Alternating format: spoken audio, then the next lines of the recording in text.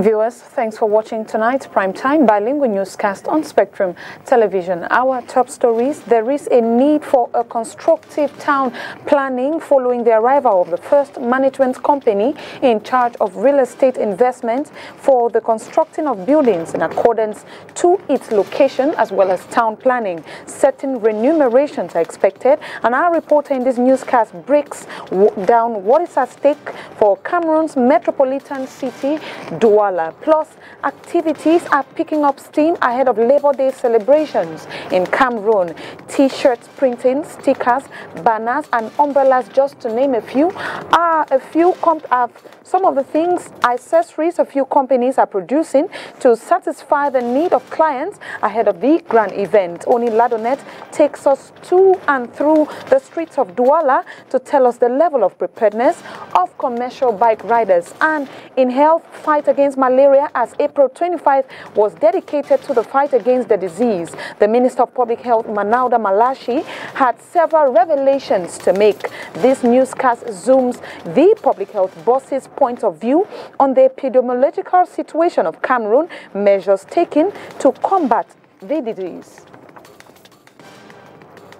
And those were our top stories. Hello viewers, thanks for watching tonight's primetime bilingual newscast on Spectrum Television, which opens tonight with economy in the French language with Oriane Donkin. Good evening, Oriane. Bonsoir Joséphine Bindi. Mesdames et messieurs, bonsoir et bienvenue au journal. En économie, le 31 mars dernier, la sous-région CEMAC a enregistré l'arrivée de la première société de gestion d'organismes de placement collectif immobilier.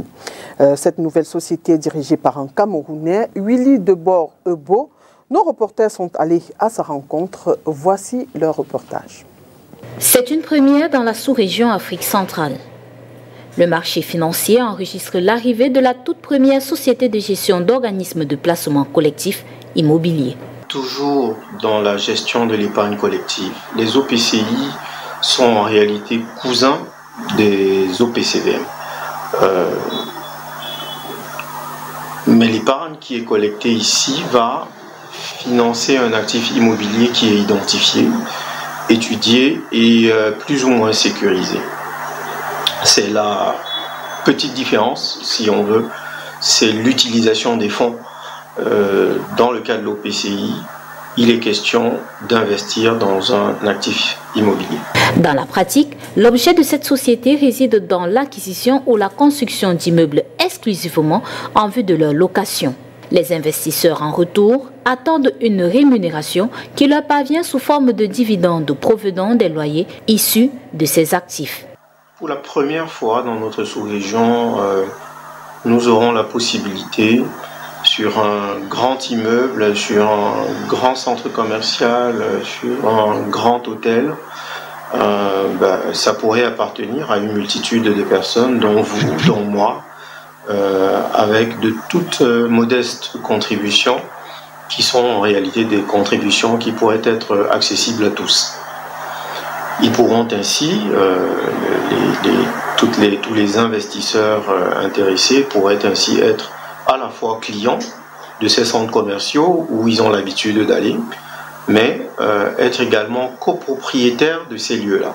Le 31 mars dernier, réunie en session ordinaire, la Financial Asset Management a obtenu son agrément auprès de la Commission de surveillance du marché financier d'Afrique centrale. La région du littoral se porte bien. L'affirmation du président du conseil régional du littoral, c'était au cours de la cérémonie d'ouverture de la session des comptes exercice 2022, ce 25 avril 2023, ici à Douala. Pour plus de détails, je vous propose d'écouter le gouverneur de la région du littoral, Samuel Dieudonné Ivaradiboa, et Polycarpe Banloc, le président du conseil régional du littoral. Ils sont au micro de Julie Pau. La gestion des ressources publiques confiée à l'ordinateur en respect des règles de bonne gouvernance et de transparence telles édictées par la loi en cours de transparence et de bonne gouvernance dans la gestion des finances publiques. En même temps, de procéder à une analyse de la performance des actions menées, des résultats obtenus comparativement aux objectifs budgétaires fixés. Mesdames et messieurs les conseillers régionaux, la gestion axée sur les résultats Je vous invite à cet égard à accorder une attention particulière à l'évaluation des activités menées et aux services rendus en vue d'assurer la réalisation de la mission principale de développement harmonieux de la région au cours de vos travaux durant les prochains jours. La formulation des propositions complètes devrait certainement contribuer à l'amélioration de la gestion des ressources d'exercice en cours. Monsieur le Président du Conseil régional, la tenue de la session dédiée à l'examen des comptes de ce jour inscrit assurément votre collectivité dans une dynamique de performance.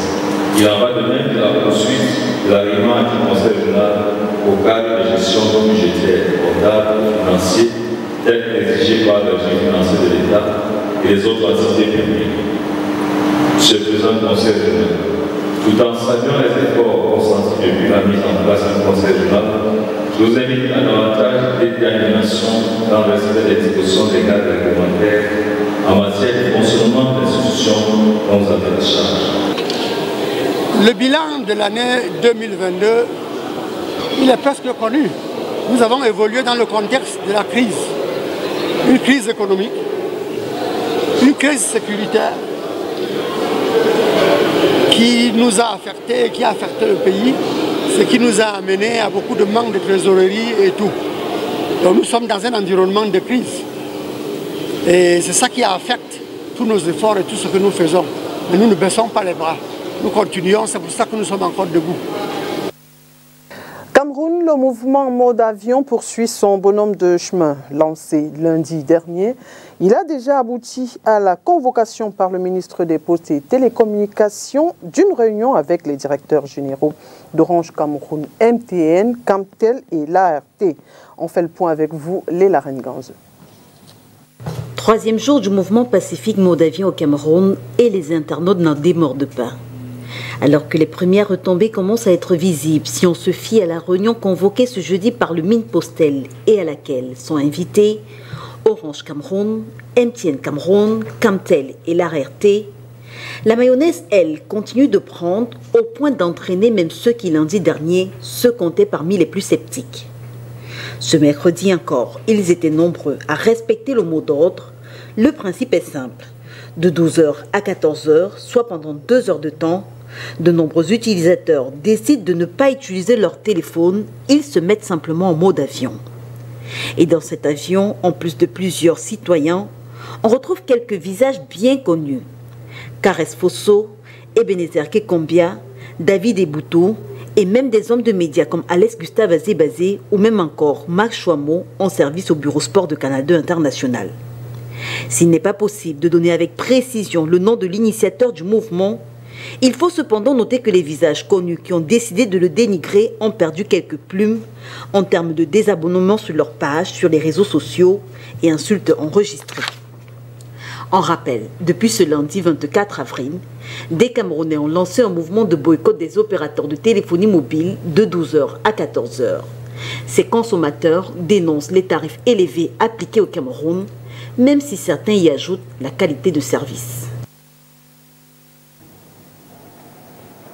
And we talk Labor Day preparations as it's around the corner, and during this period, serigraphers are mostly sought for. In our Labor Day series, our reporter Oni Ladonet tells us that the demand for T-shirts has, however, dropped this year as compared to previous year. Her report.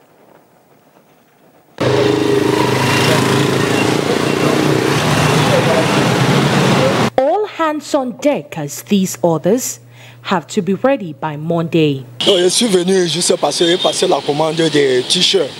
Juste parce que je suis le président de Mototaxi d'une association. I came to get an update of my t-shirt. I am the president of a commercial bikers association and they haven't respected deadline. They are telling me to pass in 3 days, but I'm not confident I will get it in 3 days because they have several others from different companies. Parce qu'il y a trop d'embouteillages, juste vous voyez aussi, vous constatez qu'il y a trop de t-shirts qu'on a donné à faire.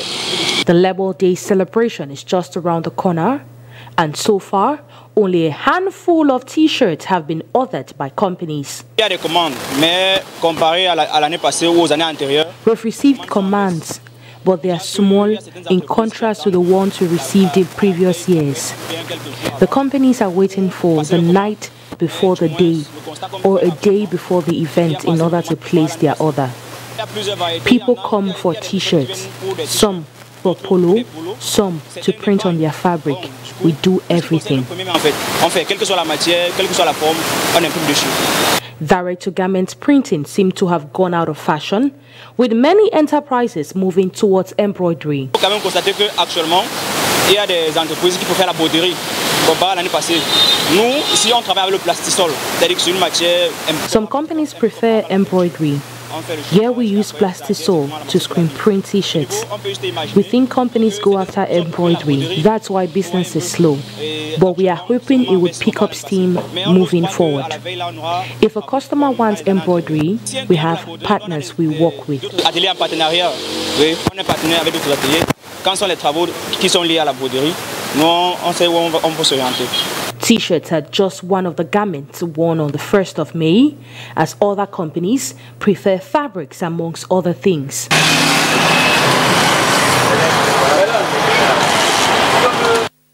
Parlons santé à présent. L'hôpital de district de Yabassi dans le Nkam a mal à son infrastructure.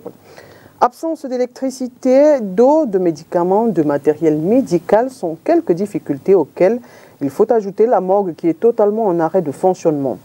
Saison pluvieuse aidant, le toit de l'hôpital vient d'être emporté par une tornade, laissant les patients les pieds dans l'eau. Je vous propose à présent d'écouter une fille de ce village qui appelle les fils et filles de Yabassi un élan de cœur pour sauver cette formation hospitalière.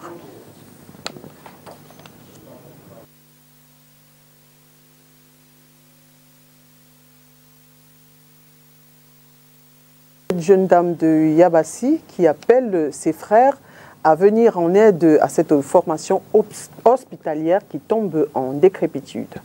Il n'y a plus vraiment cette tornade qui a emporté la toiture et vous pouvez le constater que le sol est tout humide, les lits sont abandonnés. Donc il y a vraiment besoin de réflexion, besoin d'accompagnement parce que ne vous demandez pas toujours ce que le pays a fait pour vous, demandez aussi ce que vous avez fait pour votre pays. Et nous sommes là aujourd'hui, moi, au nom de tous les élites de Yabassi, au nom de la diaspora du Nkam, au nom de tous ceux qui voudront bien nous accompagner pour pouvoir apporter des solutions au département et surtout à l'hôpital du district du Nkam. Et nous poursuivons avec vous, Joséphine Bindi. On reste en santé, cette fois-ci, paludisme. Of course, we talk malaria. This time we go to the southwest region, Kumba, which indicates that over 60% of patients received monthly come in for malaria. A high rate doctors think is caused by the rainy season.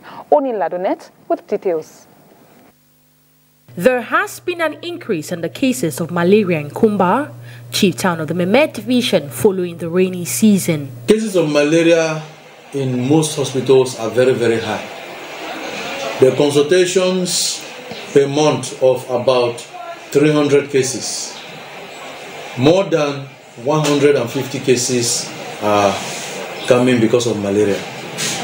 So, if you look at it, the morbidity is very high, more than 50%. More than 50%. I'm talking of, especially at this time of the rainy season, the beginning of the rains, where mosquitoes are rife, where mosquitoes are breeding a lot, where everybody is going to the farm to do their farm work.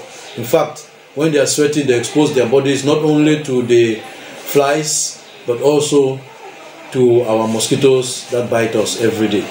Sleeping under mosquito nets and intermittent preventive treatment during infancy should be taken seriously by inhabitants. Apart from us using mosquito nets, which is going to be distributed in the shortest time possible from now, because we are already having to go for the seminars, for the debriefings and trainings of supervisors who will be going from door to door, distributing mosquito nets in all the communities. Apart from this, the other preventive methods are the use of the IPTI, and those for these ones that go for pregnant women and for children. So the target population is not only adults, pregnant women especially, but also for little children who will be taking their fancied preventive drugs. Malaria patients are advised to avoid roadside drugs while turning to medical facilities for treatment. We must understand that roadside drugs kill. We must also understand that many of the drugs in the pharmacies at the roadside, in the markets and other phony, non-trustworthy sources are the ones that are causing resistance in our environment. Resistance to malaria, resistance to our treatments. So we must understand that when your child is sick, I repeat, when your child is sick, take the child to the hospital, because treatment for under 5 for malaria is free of charge. Both the testing and both the drugs, they are all free of charge. Both the severe and the simple cases for malaria. A regular check will be conducted by the district medical office so as to ensure the strict implementation of the free malaria treatment to children below 5 years. Restons dans la lutte contre le paludisme. La journée dédiée à ce combat a été commémorée hier 25 avril 2023 à Yaoundé au cours d'une cérémonie. Occasion pour le ministre de la Santé publique de faire le point de la situation épidémiologique au Cameroun et les mesures prises pour éradiquer cette maladie. Compte rendu, Olivier Bouzik. Le paludisme continue de faire des victimes au Cameroun. Plus de 3 millions de cas ont été enregistrés en 2022 selon le Minsanté, ce qui fait du Cameroun l'un des 11 pays les plus affectés par cette maladie à travers le monde. Avec 41% d'enfants de moins de 5 ans touchés et 7% de femmes enceintes, la région de l'Est est la plus affectée. La situation demeure préoccupante pour que chaque administration, chaque acteur puisse venir et apporter sa contribution dans une lutte multisectorielle contre le paludisme, parce que le ministère de la Santé publique seul ne peut pas vaincre le paludisme. Néanmoins, la mortalité hospitalière due au paludisme a reculé de près de 4 points, passant de 13,5% à 9,9% de tous les décès enregistrés, grâce aux mesures de riposte du gouvernement auxquelles s'ajoute désormais la couverture santé universelle. La couverture santé universelle dans cette phase 1 va permettre aux enfants de 0 à 5 ans de faire une consultation gratuite sur l'ensemble du territoire. Ça va permettre une gratuité, n'est-ce pas, de prise en charge du paludisme, que ce soit simple ou du paludisme, que ce soit grave, pour ces enfants de 0 à 5 ans sur l'ensemble du territoire. Le gouvernement compte aussi sur ses partenaires internationaux pour protéger les populations par le biais du vaccin contre le paludisme. Vous avez été au courant que récemment, il y a un nouveau vaccin qui va être mis à la disposition du public, à commencer par 3 pays, mais le Cameroun.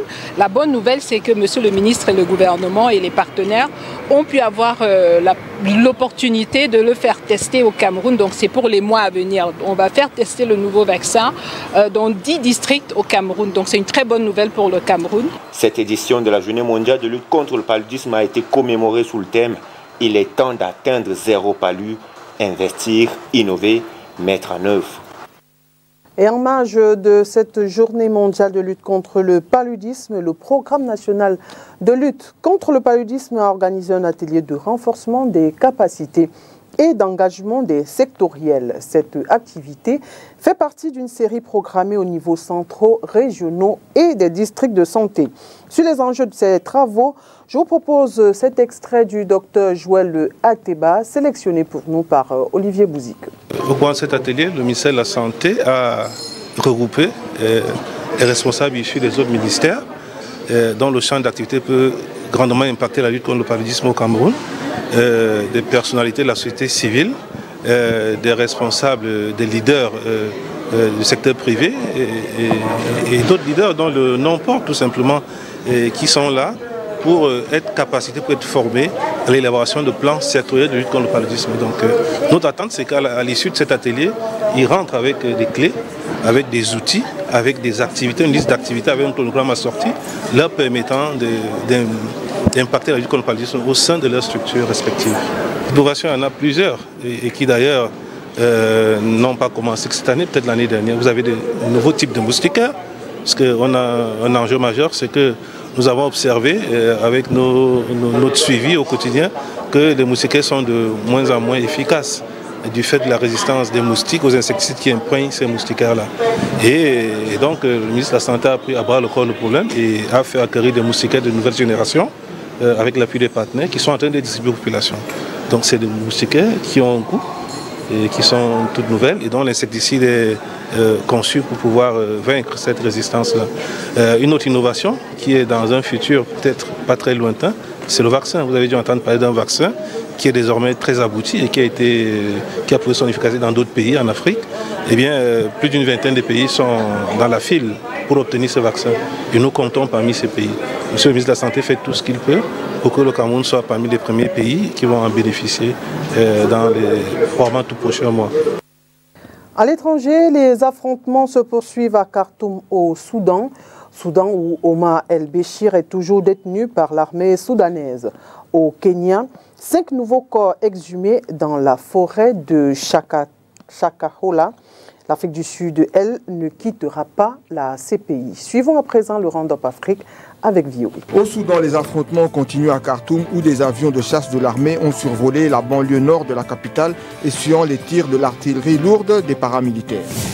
L'armée soudanaise a annoncé que le dictateur soudanais déchu Omar el-Béchir est toujours dans un hôpital sous la garde de la police judiciaire après qu'un de ses lieutenants recherchés par la Cour pénale internationale a annoncé s'être évadé avec d'autres. Au Kenya, 5 nouveaux corps ont été exhumés aujourd'hui dans la forêt de Shakahola dans l'Est, portant à 95 le nombre de morts au sein d'une secte qui prônait un jeûne extrême pour rencontrer Jésus. La présidence de l'Afrique du Sud a annoncé hier qu'elle ne quitterait pas la Cour pénale internationale, invoquant une erreur de communication du parti au pouvoir, l'ANC, concernant le mandat d'arrêt contre le président Vladimir Poutine pour crimes de guerre en Ukraine.